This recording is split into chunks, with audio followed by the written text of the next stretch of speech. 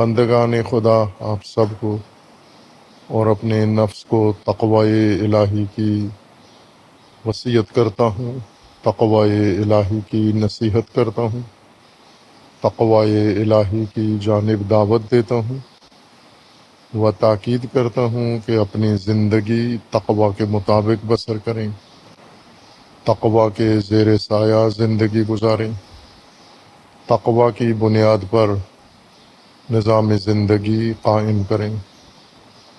اللہ تبارک و تعالیٰ نے انسانی زندگی کی حفاظت کے لیے تقوی کو حفاظتی تدبیر قرار دیا ہے اور اسے انسان کی مکمل حیات کے تحفظ کے لیے ایک انتظام، ایک بندوبست قرار دیا ہے۔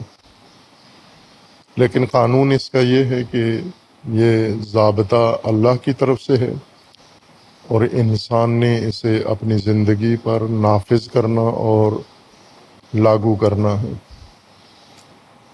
اللہ تبارک و تعالیٰ نے پہلے مرحلہ میں انسان کی حیات بنائی ہے، مرحلہ تخلیق میں حیات انسانی کو ترتیب دیا ہے۔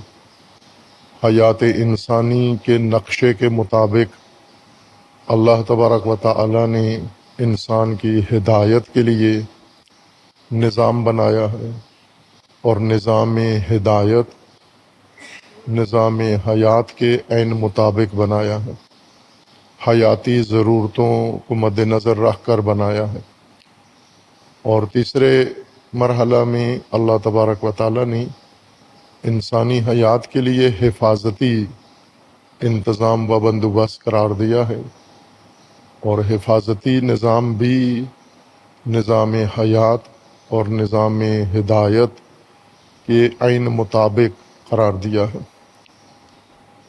لیکن دین شناسی میں تینوں مرحلوں میں کوتاہی ہوئی ہے، اور الہی نظام جس طرح اللہ نے حیات انسانی کا نظام بنایا تھا اس طرح سے سمجھا نہیں گیا، اور متبادل تفسیر و تشریح کی گئی حیات انسانی کی۔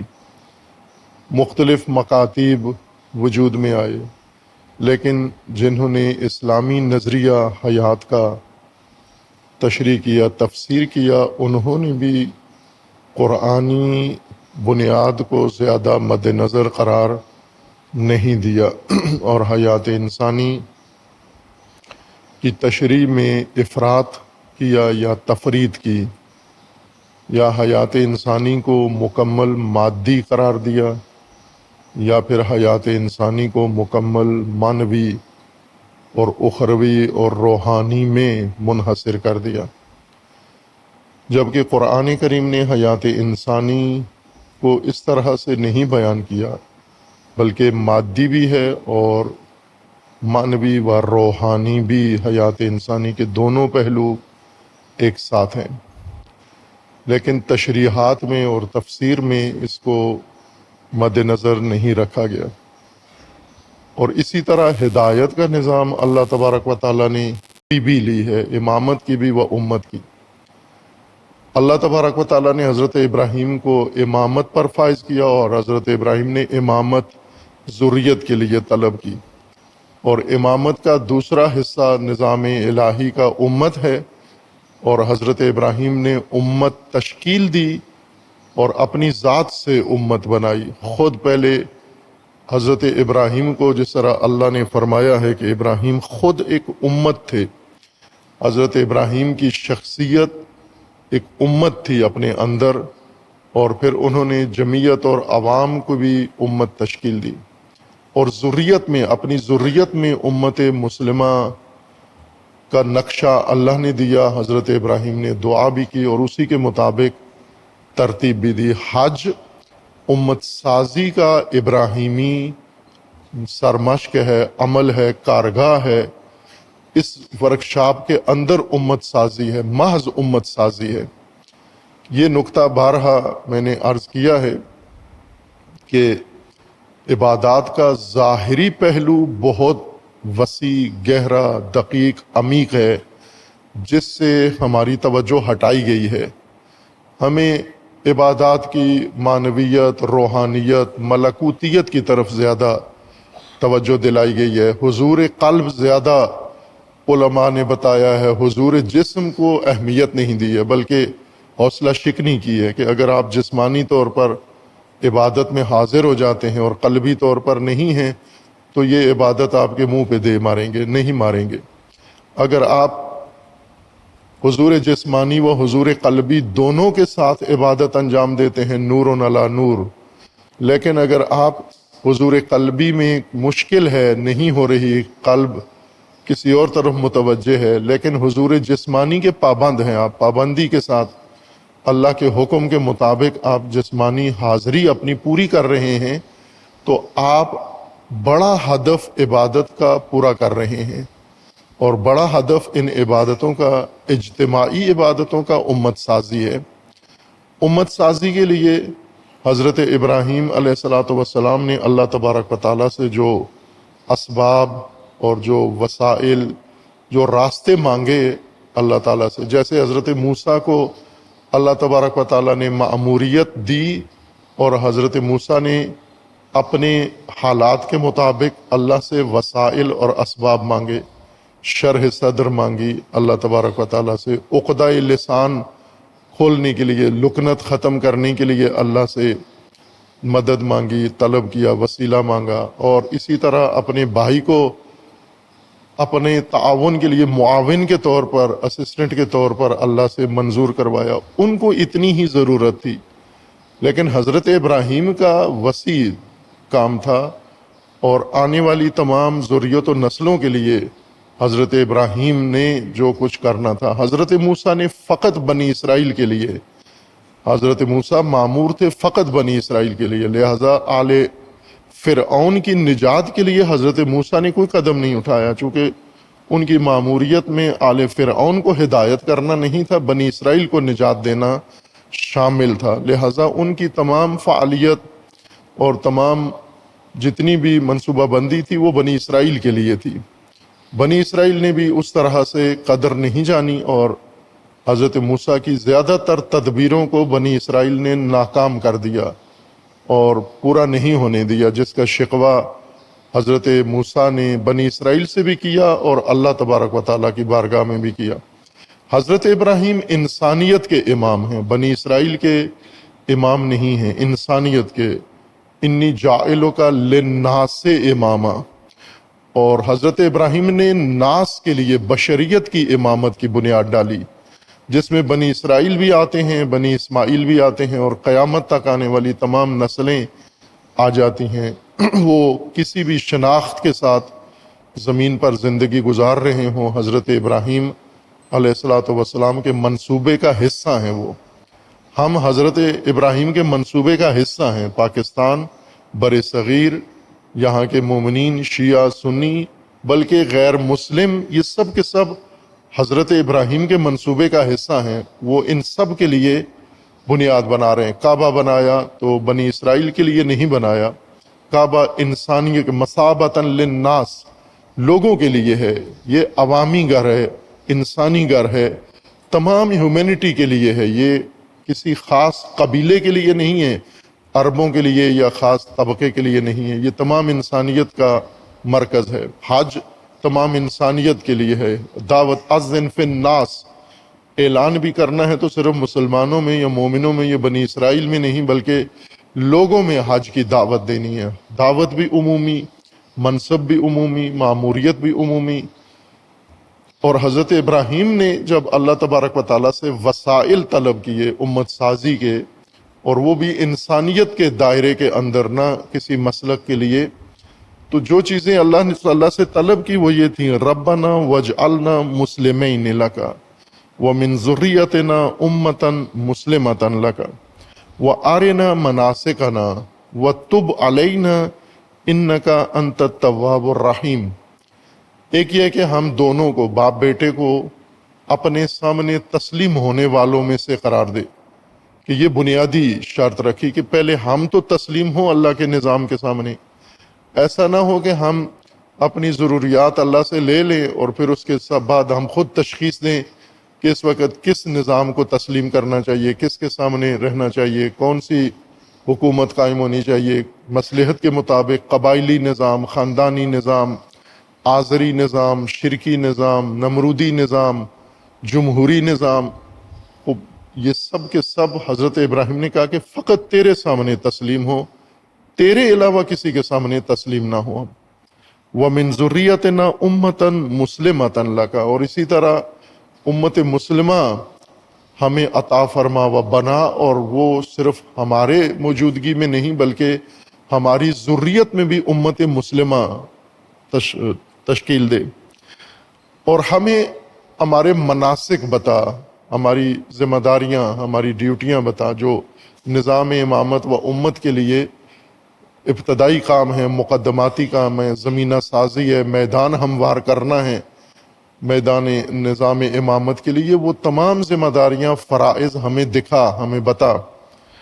اور پھر اس کے بعد فرمایا وَتُبْ عَلَيْنَا إِنَّكَ أَنْتَ التَّوَّابُ الرَّحِيمُ، امت سازی و نظام الہی کے قیام کے لیے توبہ، ہمارے اوپر توبہ فرما، تو توبہ فرما ہمارے اوپر، ہمارے لیے یا ہمارے اوپر توبہ فرما، کہ یہ توبہ بھی اس نظام الہی کا حصہ ہے۔ توبہ کے بغیر تمام تدبیریں ناکام ہیں، حضرت ابراہیم ہوں یا حضرت موسیٰ ہوں یا رسول اللہ صلی اللہ علیہ وآلہ وسلم ہوں، توبہ کے بغیر نظام الہی قائم نہیں ہو سکتا۔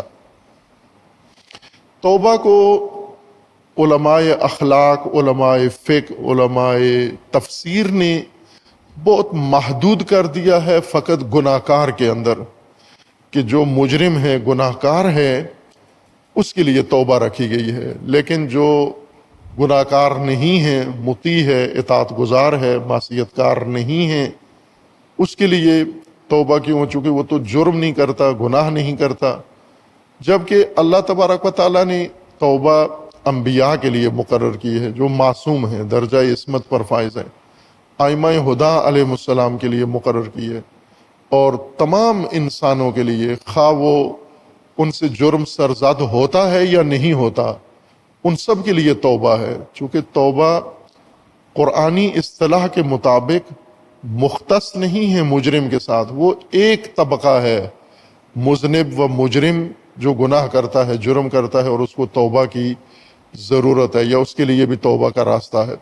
لیکن جو گناہ نہیں کرتے ان کے لیے بھی توبہ ہے، یوں نہیں کہ وہ توبہ ان کے لیے ضروری نہیں ہے، یا توبہ نہ کریں وہ لوگ، ان کے لیے بھی توبہ ہے، اور ان کے لیے پہلے توبہ ہے، پہلے رہبر توبہ کریں، رہنما توبہ کریں، اور انبیاء و ائمہ اللہ کی طرف توبہ کریں، اور پھر ان کے پیچھے ان کی امتیں بھی توبہ کریں۔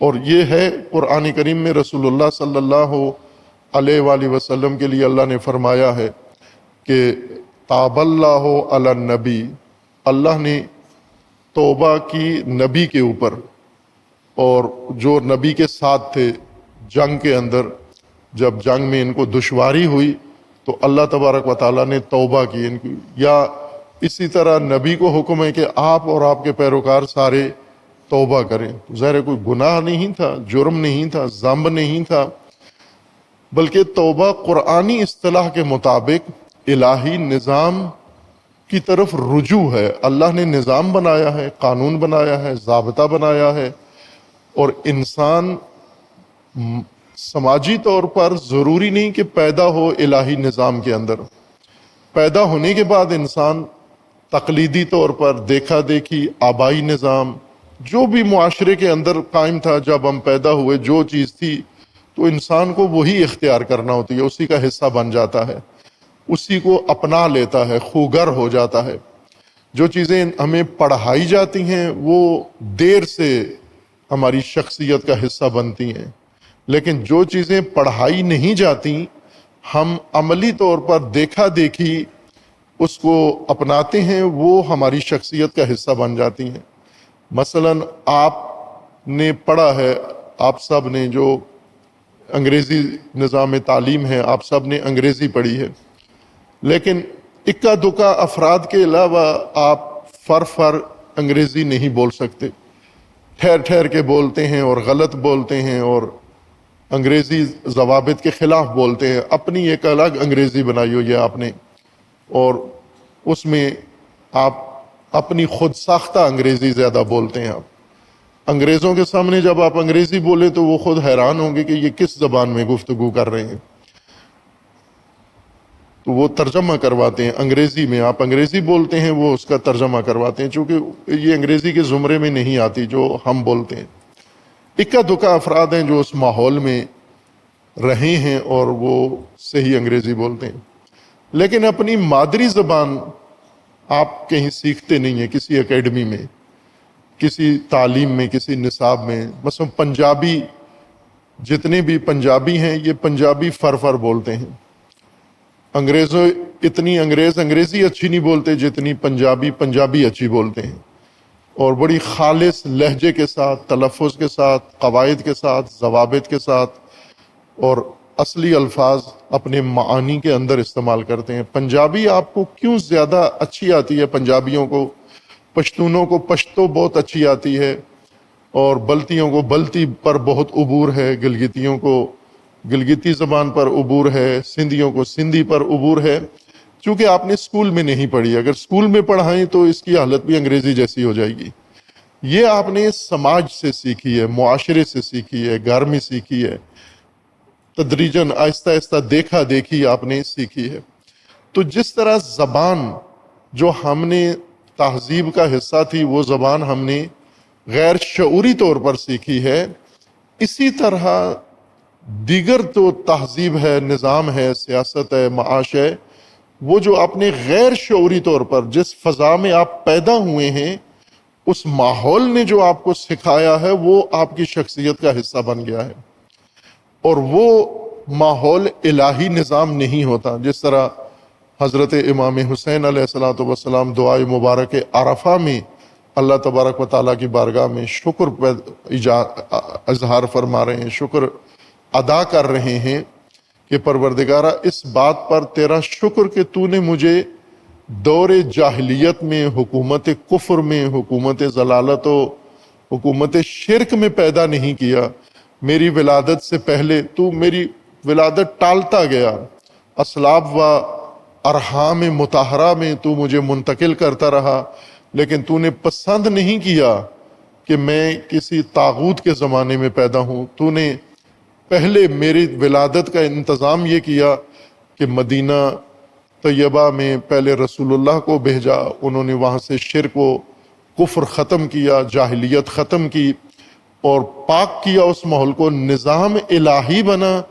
پھر اس وقت تو نے میری ولادت کو مقرر فرمایا، اور میری ولادت ہوئی. جب میں نے آنکھ کھولی تو نہ دائیں شرک تھا، نہ بائیں شرک تھا، نہ آسمان پہ شرک تھا، نہ سر پہ، نہ حکومت. اس پاکیزہ ماحول میں میری ولادت ہوئی ہے. یہ امام حسین علیہ السلام شکریہ ادا کر رہے ہیں. اور مکتب امام حسین میں یہ بنیادی بات ہے یہ کہ انسان کس ماحول میں آنکھ کھولتا ہے، یا ہمارے والدین کس ماحول میں اپنے بچوں کی ولادت کو تجویز کرتے ہیں، کہاں ہو، یا پہلے اہتمام کرتے ہیں جیسے شادی کرنے سے پہلے نوکری ہو، گھر ہو، فلاں ہو، فرنیچر ہو، جوڑا ہو، جوتا ہو. لیکن کبھی سوچا ہے کہ شادی کریں گے، بچے پیدا ہوں گے، بچوں کی ولادت سے پہلے امامت و امت کا نظام بھی ہو جس میں ہمارے بچوں کی ولادت ہو، تاکہ ہمارے بچے شرک و طغیان و طاغوتیت کے اندر آنکھ نہ کھولیں. لیکن یہ اہتمام ہم نہیں کرتے، اس کی طرف ہم توجہ نہیں دیتے. اور پھر آپ کے بچے جب پیدا ہوتے ہیں آپ کے رحم و صلب سے، اور پھر سماج کے حوالے ہو جاتے ہیں، وہ آپ کے بچے نہیں ہوتے، وہ اس سماج کی اولاد ہیں، وہ اس ماحول کے فرزندان ہیں. اور ماحول کے اندر اگر طاغوتیت ہے تو آپ کے بچے اسی نظام طاغوتیت کا حصہ ہیں. اس لیے نظام امامت کے لیے پہلے جو آبائی طور پر اور تاریخی طور پر ماحول کے نتیجے میں جو راستہ سماجی آپ نے اختیار کیا ہے اس سے نکلنا ضروری ہے. یہ توبہ ہے. آپ نے جو اختیار کر رکھا ہے جو آپ کے وجود میں رچ بس گیا ہے، جو ماحول نے آپ کے اندر اثر ڈال دیا ہے، جو والدین نے ڈال دیا ہے، یہ قوم قبیلے نے جو کچھ آپ کے اندر ایجاد کر دیا ہے، وہ سب کا سب آپ کو چھوڑنا ہوگا، ترک کرنا ہوگا۔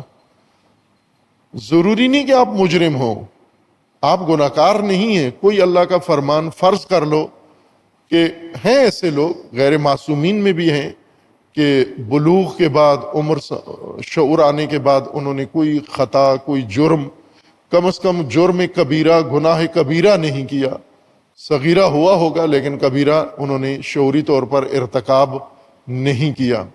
لیکن یہی جو گناہ کبیرہ نہیں کرتے، جو ڈیفائنڈ گناہان ہیں وہ نہیں کرتے، لیکن یہ جس ماحول میں رہنا پسند کر رہے ہیں، اس سے نکلیں گے تو اللہ کے نظام کی طرف جائیں گے نا۔ اگر اس سے چپکے رہیں گے، آپ یہیں بیٹھے رہیں گے، جیسے وہ جوک جو لوگوں نے بنایا ہے کہ مولانا صاحب مسجد میں بیٹھ کر دعا کر رہے تھے، خدایا ہمیں شہادت کی موت دے، اور بار بار تکرار کر رہے تھے، تو پیچھے سے مقتدی نے ان کو کہا کہ مولانا کیسے شہید ہوں گے آپ؟ مسجد سے باہر آپ نہیں جاتے، کسی میدان میں آپ نہیں جاتے، کوئی ایسا رسکی کام آپ نہیں کرتے، کسی ظالم کے خلاف آپ نہیں بولتے اٹھتے، اور کوئی آپ مسجد میں آپ کا کوئی مخالف نہیں ہے، تو آپ شہید کیسے ہوں گے؟ کوئی انتظام تو کرو اپنی شہادت کا، کوئی اہتمام تو کرو اپنی شہادت کا۔ اب مانگتے ہو اللہ سے آپ امامت کا نظام، لیکن امامت کا نظام اس وقت ہوگا کہ جب آبائی نظام چھوڑو گے آپ۔ اگر آبائی نظام کے اندر راسخ رہو گے، غرق رہو گے، ڈوبے رہو گے، اس آبائی نظام کے ہوتے ہوئے امامت کا نظام کہاں سے آئے گا؟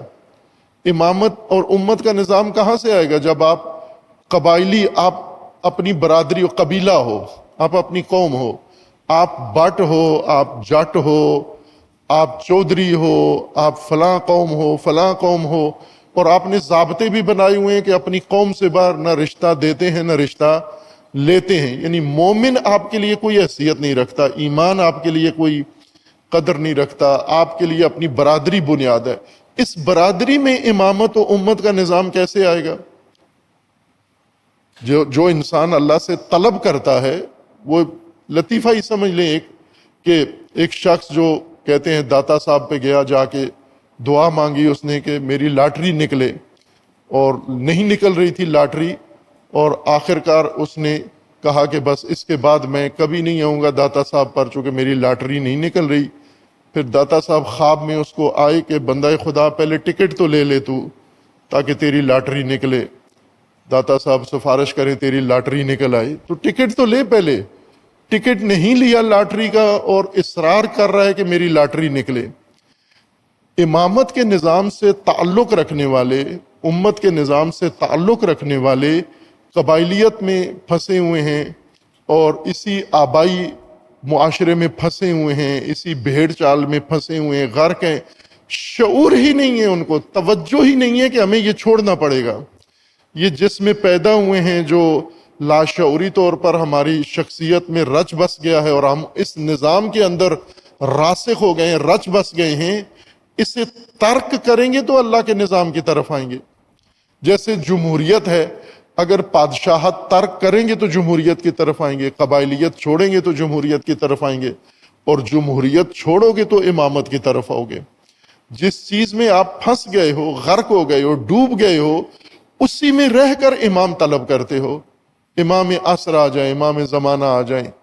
ایک مولانا تھے، اگر حیات ہیں اللہ انہیں صحت دے، سلامتی دے، اگر دنیا سے چلے گئے اللہ انہیں مغفرت فرمائے، وہ بہت زیادہ تاکید اصرار کرتے تھے، مجھے بھی کہتے تھے کہ آپ یہ باقی موضوعات چھوڑ دو، سارے صرف امام زمانہ کے اوپر مجلسیں پڑھا کرو، اور لوگوں کو اس طرف دعوت دو کہ ظہور ہو اور دعا زیادہ کراؤ۔ خود بھی ایسا کرتے تھے۔ میں نے ان سے پوچھا کہ اگر آپ کی دعائیں اللہ قبول فرما لے اور امام زمانہ آ جائیں تو پھر آگے کیا ہوگا؟ امام بھی آ گئے، آپ بھی موجود ہیں، تیار ہیں، تو امام کے آنے کے بعد کیا ہوگا؟ تو کہتے ہیں کہ امام آ جائیں، مل کے زیارت کرنے جائیں گے کربلا کی۔ یعنی امام زمانہ کے آنے کے بعد ان کی پلاننگ یہ تھی کہ ہم امام کی قیادت میں کربلا کی زیارت کرنے جائیں گے، نجف کی زیارت کرنے. یہ کل ہدف تھا ان کا ظہور امام سے، چونکہ جو دین ان کے ذہن کے اندر تھا وہ یہی تھا، صرف یہ ثواب، زیارت، تسبیح، ذکر. امام بھی آئیں گے تو زیادہ مزہ آئے گا، تسبیح کا بھی زیادہ مزہ آئے گا، زیارت کا ذرا اور زیادہ مزہ بہتر ہو جائے گا. اس مقصد کے لیے ان کو امام چاہیے. لیکن اللہ کو کس مقصد کے لیے امام چاہیے، کس ہدف کے لیے امام چاہیے؟ الہی نظام، الہی احکام کے نفاذ کے لیے اللہ تبارک و تعالیٰ کو نظام امامت و امت چاہیے. نظام امامت اس وقت ہوتا ہے کہ جس میں موجود ہو، پہلے چھوڑو اس کو. فساد کو چھوڑو گے تو صلاح کی طرف آؤ گے، اصلاح کی طرف آؤ گے. فساد میں رہتے ہوئے کیسے صالح بننا چاہتے ہو آپ؟ فاسد رہتے ہوئے کیسے صالح بننا چاہتے ہو آپ؟ گندگی میں رہتے ہوئے کیسے پاکیزہ بننا چاہتے ہو آپ؟ گندگی سے چھوڑو گے، نکلو گے. اور یہ انسان کی توبہ ہے کہ آپ اللہ کے نظام کے علاوہ جہاں کھڑے ہو اس کو چھوڑ دو. گناہ کیا ہے یا نہیں کیا؟ سب سے بڑی غلطی آپ کی یہ ہے کہ آپ اللہ کے نظام میں زندگی بسر نہیں کر رہے، چونکہ اللہ کا نظام ہے ہی نہیں ہے. اب ہم تاریخ کی طرف دیکھیں، کتنے جید علماء، کتنی روحانی شخصیات، کتنے عرفاء، کتنے ایسے اعلیٰ درجے کے اولیاء گزرے ہیں، لیکن وہ سب کے سب طاغوت کے دور کے ہیں، طاغوت ان کے بادشاہوں کے ساتھ. اب یہ لوگ گناہ تو نہیں کیا انہوں نے، یہ اتنے پاکیزہ. ہم نے دیکھے ایسی شخصیات، ایسی ہستیوں کی زیارت ہمیں نصیب ہوئی ہے، اب بھی موجود ہیں. حوزہ علمیہ قم میں ایسے کئی افراد، ایسی کئی ہستیاں تھیں کہ کوئی تصور بھی نہیں کر سکتا تھا کہ انہوں نے عمر کے کسی حصے میں کوئی گناہ یا معصیت یا کوتاہی یا ترک واجب کیا ہو. اتنی پاکیزہ زندگی، اتنی زاہدانہ زندگی اور اتنی ان کی منزہ زندگی گزر رہی تھی. لیکن شہنشاہ کی حکومت میں، شہنشاہ کے دور حکومت میں، اور جو تہذیب ہے کوئی بھی ہو اس کے اندر رچ بس گئی، بس راضی ہیں، قانے ہیں، ہم اپنی عبادتیں کرتے ہیں. ان کو بھی توبہ کا حکم ہے کہ آپ نے بھی اس نظام کو چھوڑنا ہے.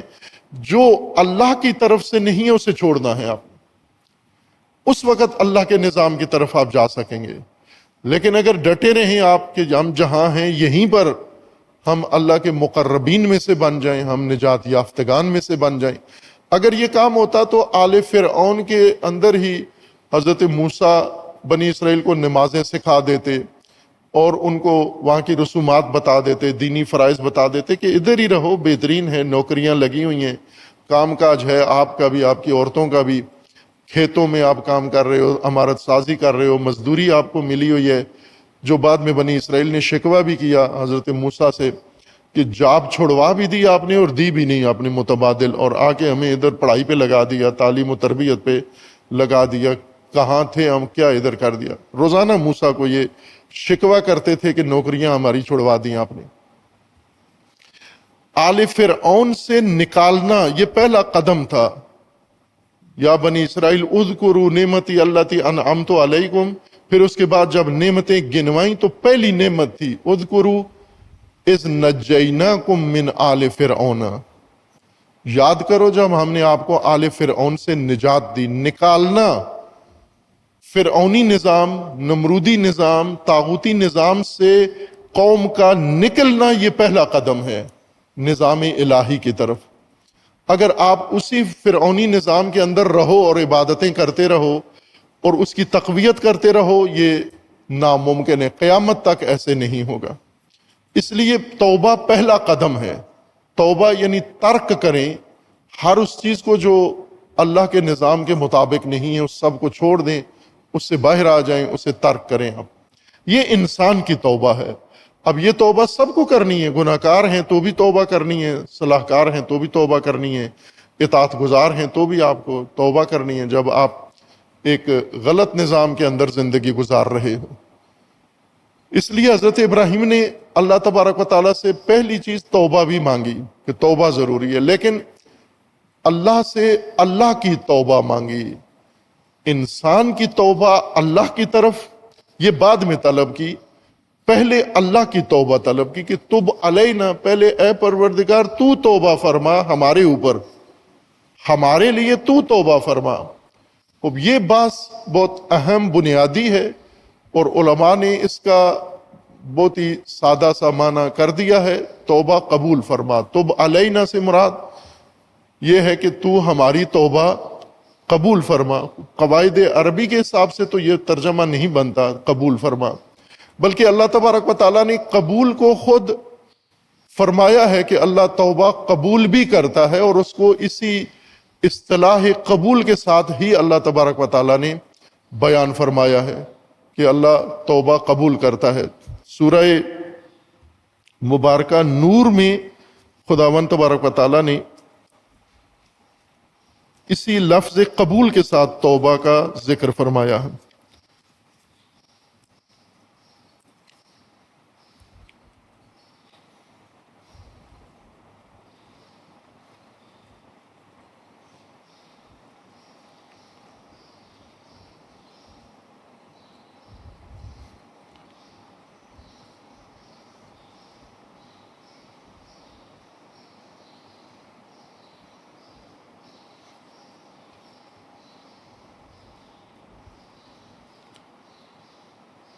سورہ مبارکہ نور میں زیادہ انسان کی عائلی زندگی، خاندانی زندگی، سماجی زندگی کے متعلق نظم، ہدایت موجود ہے سورہ نور۔ اس لیے تاکید ہے کہ خواتین کو خصوصاً سورہ نور تعلیم دو، اور سورہ نور میں چونکہ عائلی نظام زیادہ اللہ تبارک و تعالیٰ نے بیان فرمایا ہے، اس کے اندر اسی کے ضمن میں خداوند تبارک و تعالیٰ نے توبہ کا بھی ذکر فرمایا ہے۔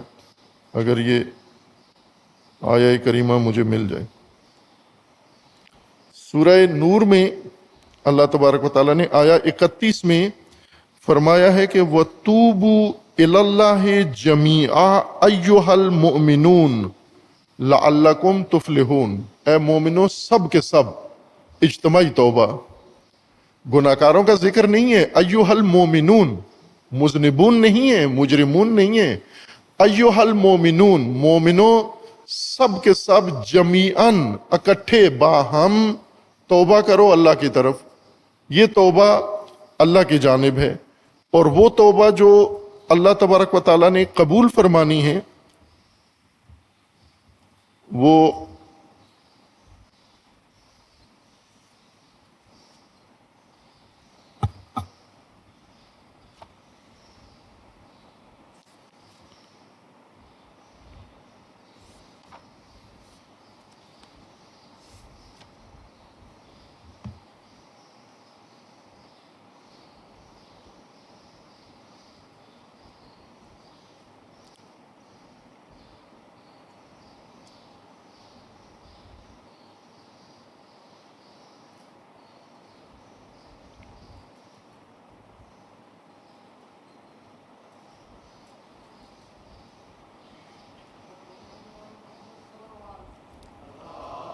اللہم صلی اللہ علیہ وسلم۔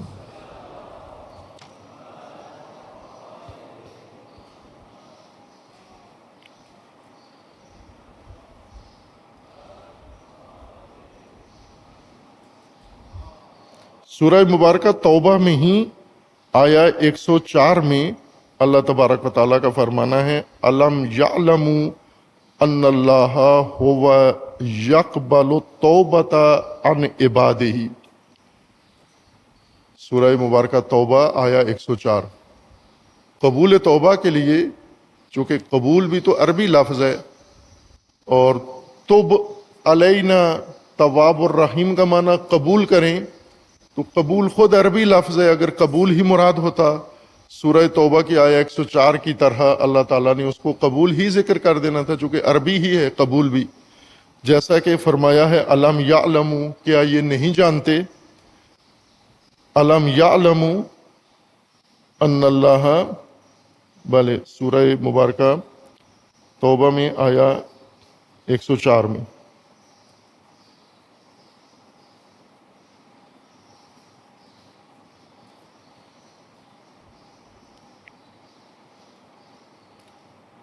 अलम यालमु अन्नल्लाह हुवा यक़बलु तौबता अन इबादिही, क्या नहीं जानते कि अल्लाह तौबा बंदों से कबूल करता है। व याखुज़ु सदक़ात, और अल्लाह तबारक व तआला बंदों से सदका लेता है, अक्स करता है।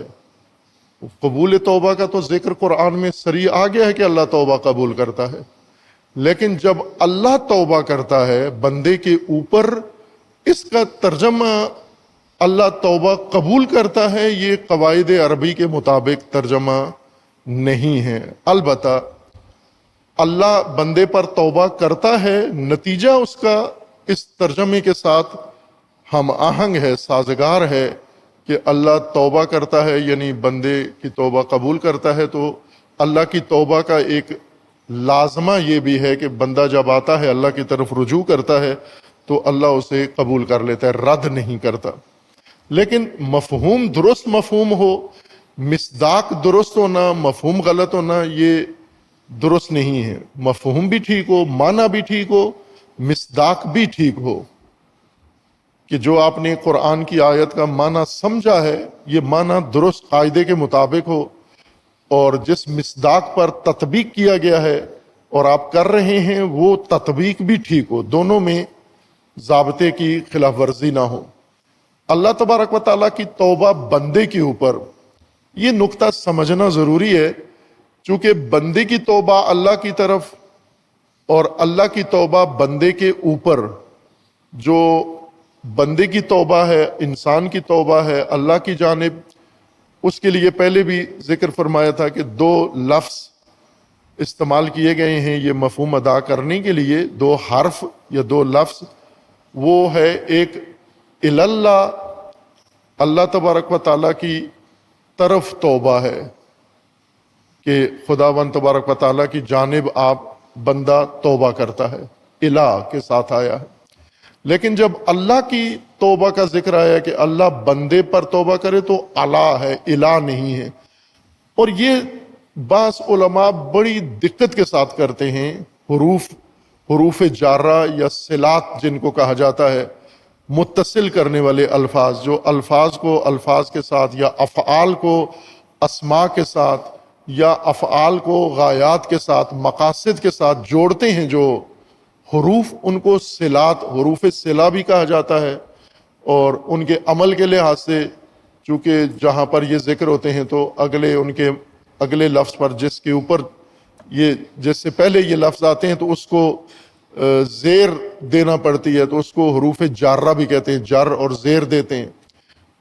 लेकिन बुनियादी काम इनका इत्तिसाल है, इस वजह से इनको हुरूफ सिलात कहते हैं, सिला है ये हुरूफ सिलात जो मुत्तसिल करते हैं अस्मा और अफ़आल को आपस में, इनके मानी के बारे में उलमा बहुत दकीक बात करते हैं उलूम अदब में, कि इला के कितने मानी हैं, अला के कितने मानी हैं, मिन के कितने मानी हैं, अन के कितने मानी हैं, कितने मवारिद में इस्तेमाल होता है। ये जब नहव पढ़ रहे होते हैं, लुगत पढ़ रहे होते हैं, वहाँ बहुत दकीक पढ़ते हैं, बग़ैर किसी चश्मपोशी के दकीक एक एक माना बाल की खाल उतारते हैं और तलबा को पढ़ाते हैं, अज़बर करवाते हैं, फिर इम्तहान बड़ा सख्त लेते हैं और उस इम्तहान में तालिब इल्म से ज़रा सी चूक हो जाए उसको फेल कर देते हैं। ये एहतमाम करते हैं क़वाइद अरबी पढ़ने में। लेकिन जब ये क़वाइद पढ़ के कुरान में आते हैं तो इलाक भी भूल जाते हैं कि उधर क्या पढ़ा था हमने, अला भी भूल जाते हैं कि उसका क्या माना किया था, कितने मकासद के लिए, कितनी अक़साम के लिए होता है ये। तो उसको अगर मद्देनज़र रखें तो फिर ये तकल्लुफ़ नहीं करना पड़ता कि तुब अलैना से मुराद हमारी तौबा कबूल फरमा, ना, तुब अलैना हम पर तौबा फरमा। और तौबा का एक ही माना है, बंदा तौबा करे अल्लाह की तरफ या अल्लाह तौबा करे बंदे के ऊपर, बंदे की तरफ नहीं, बंदे के ऊपर। अल्लाह की तौबा बंदे के ऊपर और बंदे की तौबा अल्लाह की जानिब, माना दोनों का एक है। तौबा का माना ना बदलें, माना एक ही है जो लुगत के अंदर है, और वो है रुजू। रुजू किस से, जिस जगह हो वहां से हट जाओ, रुजू करो जहां आपको होना चाहिए। तौबा का बहुत सादा माना, जैसे ہم نے طلاب کو بہت سادہ کر کے نظم سمجھایا تھا، اور جتنا سادہ کیا اتنا ہی ضائع ہوا نظم ہم نے طلاب کو بتایا، مومنین کو بھی کوشش کی سمجھانے کی کہ نظم کا مطلب ہوتا ہے ہر چیز اپنی جگہ پر اور ہر کام اپنے وقت پر۔ یہ بہت سادہ سا 2 لفظوں میں ڈسپلن اور نظم سارا ان 2 لفظوں کے اندر سمیٹا گیا ہے کہ ہر چیز اپنی جگہ پر ہو، یہ نظم ہے، اور ہر کام اپنے وقت پر ہو، یہ نظم ہے۔ اگر کوئی چیز اپنی جگہ نہیں ہے تو یہ بے نظمی ہے، اور اگر کوئی کام اپنے وقت پہ انجام نہیں پایا تو یہ بھی بے نظمی ہے۔ اسی طرح توبہ بھی بہت سادہ ہے، اس کو سادہ کر رہے ہیں تاکہ یہ بھی نظم کی طرح ضائع کر سکیں آپ، کیونکہ جو چیز سادہ ہوتی ہے زیادہ آسانی سے ضائع ہوتی ہے۔ انگریزی ضائع نہیں ہوتی لیکن نظم ضائع ہو جاتا ہے۔ توبہ کا سادہ سا مطلب ہے کہ وہ غیر مناسب جگہ، مقام، حالت جس میں آپ ابھی ہو، اس کو چھوڑ کر اس حالت اور جگہ پہ آ جاؤ جہاں آپ کو ہونا چاہیے، یہ توبہ ہے۔ جہاں ہو دیکھ لو کہ یہی جگہ ہے، درست ہے، اللہ کے نظام کے مطابق مجھے یہی ہونا چاہیے تھا، یہ مناسب جگہ ہے جہاں میں آج ہوں، مناسب حالت ہے۔ اگر ہے تو ٹھیک ہے، قائم رہو، توبہ نہیں کرنی، چھوڑنا نہیں ہے اس کو، جہاں اگر ٹھیک حالت مر ہو۔ لیکن یہ خود نہیں تشخیص دینا، اپنی تشخیص کے مطابق تو ہم سب ٹھیک ہیں، دوسرے سب غلط ہیں، چونکہ وہ وہاں نہیں ہے جہاں میں کھڑا ہوں، اس لیے وہ کوئی بھی اپنی صحیح جگہ پر نہیں ہے، لیکن میں جہاں کھڑا ہوں یہ درست ہے۔ خود تشخیص نہیں دینا، ورنہ شیطان بننے میں دیر نہیں لگے گی۔ شیطان نے، اللہ نے کہا تھا کہ تو ٹھیک نہیں ہے، ٹھیک جگہ پر نہیں ہے، ٹھیک کام نہیں کر رہا ہے، اس نے کہا بہترین میرا کام ہے، یہ جو بنایا ہے یہ غلط ہے، یہ تو انسان شیطان ہو جاتا ہے۔ تو اپنے معیار قائم نہ کرو اللہ کے مقابلے میں، گمراہی یہیں سے آغاز ہو جاتی ہے جب ہم اپنا معیار قائم کرتے ہیں۔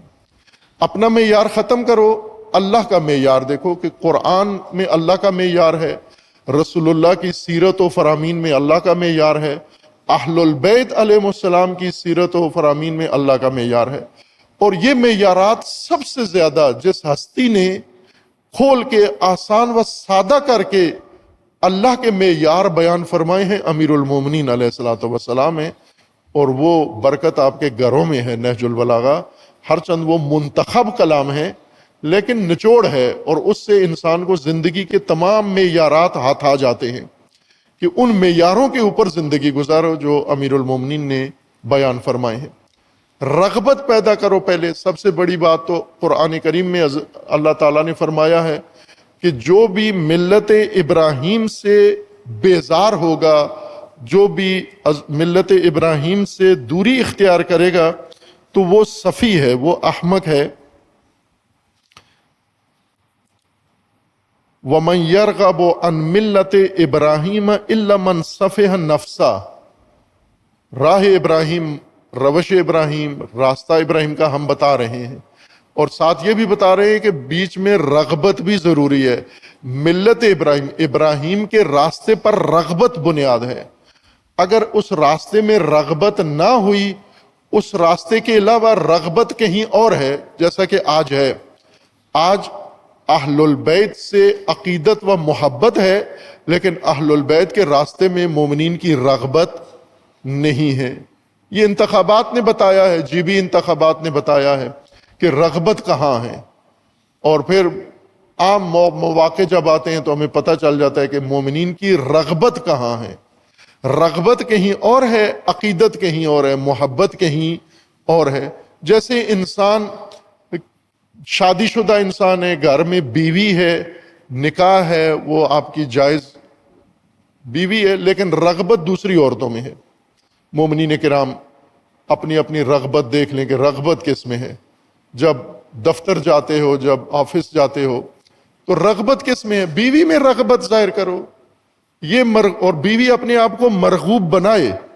یہ پہلے بحث کر چکے ہیں ہم یہاں پر تقوی ہی کے ضمن میں کہ جنسی تقوی میں بیوی اپنے آپ کو شوہر کے لیے مرغوب بنائے۔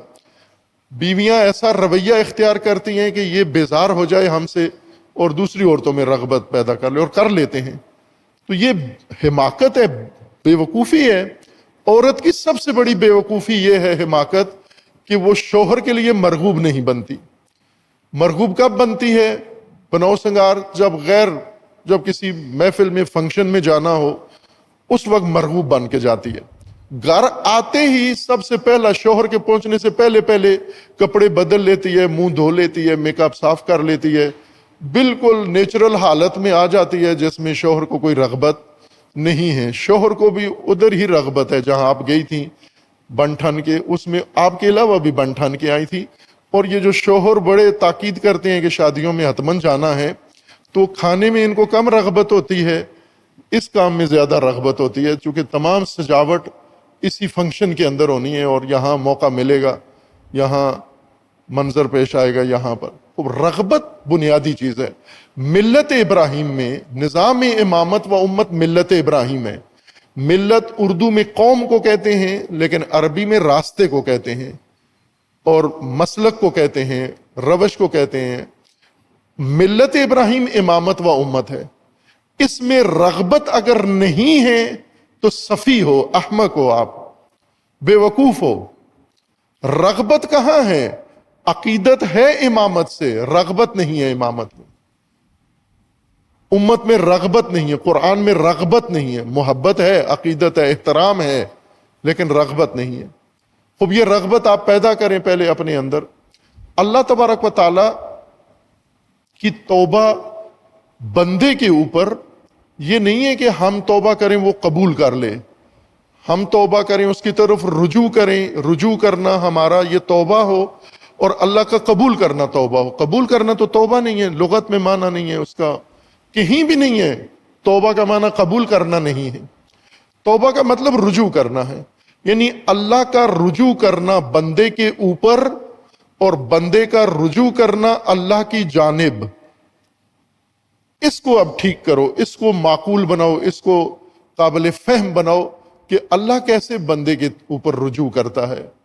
کیا اللہ بھی بندے سے دور ہو جاتا ہے اور پھر اللہ رجوع کرتا ہے؟ جی ہاں، جب بندہ دور ہو جاتا ہے اللہ سے، جیسے ہم نے کہا کہ اپنی حالت کا جائزہ لے، کہاں ہو آج؟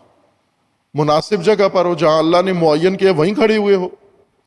ایک طبقہ جنگ احد میں رسول اللہ نے کھڑا کیا تھا کہ اس مورچے پہ کھڑے رہنا ورنہ نقصان ہوگا، وہ نہیں کھڑا رہا۔ آج تک آپ لوگوں نے ان کو معاف نہیں کیا، اللہ نے کر دیا معاف ان کو، انہوں نے اپنی جگہ چھوڑ دی، بڑا نقصان ہوا، جنگ میں شکست ہوئی۔ اللہ نے فرمایا کہ ہم نے ان کے اس غلطی سے چشم پوشی کر دی ہے، لیکن آپ نے نہیں معاف کیا ابھی تک ان کو، آپ کہتے ہو نہیں وہ انہوں نے غلطی کی۔ وہ ایک گروہ نے، ایک دستے نے اپنی جگہ چھوڑ دی۔ آپ دیکھو کہ جب رسول اللہ ایک جگہ ایک گروہ کو کھڑا کرتے ہیں، وہ چھوڑ دیتا ہے تو اس کے اوپر کیا نقصان ہوتا ہے۔ تو آپ دیکھو کہ اللہ نے آپ کو کس درے میں، کس راستے میں، کس پوائنٹ پہ کھڑا کیا۔ قرآن پڑھو، اپنی جگہ تلاش کرو نا، اپنا نقطہ تلاش کرو کہ مجھے کہاں ہونا چاہیے تھا، آج مجھے کہاں ہونا چاہیے تھا، سیاسی طور پر کہاں ہونا چاہیے تھا، علمی طور پر کہاں ہونا چاہیے تھا، عملی طور پر کہاں ہونا چاہیے تھا، تربیتی طور پر مجھے کہاں ہونا چاہیے تھا، میں وہیں پر ہوں۔ تو پھر آپ کو اندازہ ہوگا کہ آپ کو توبہ کی ضرورت ہے یا نہیں ہے۔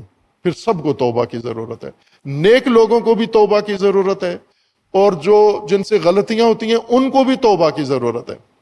لیکن اس ساری توبہ میں اللہ کی توبہ کی بھی ضرورت ہے، انسان کو ضرورت ہے۔ اگر اللہ انسان پر توبہ نہ کرے، انسان کی توبہ بیکار ہے، بے فائدہ ہے، انسان کا رجوع بے فائدہ ہے اگر اللہ کا رجوع نہ ہو۔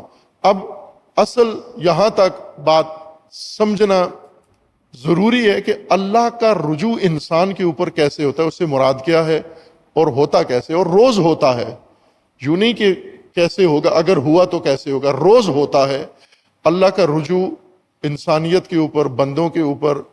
لیکن اس رجوع کو ہم نظر انداز کر دیتے ہیں جب اللہ کا رجوع انسان کے اوپر ہوتا ہے۔ چونکہ خطبے کا وقت محدود ہے، اس لیے اس بات کو اللہ نے توفیق دی، اگلے خطبہ میں انشاءاللہ اس کو بیان کریں گے۔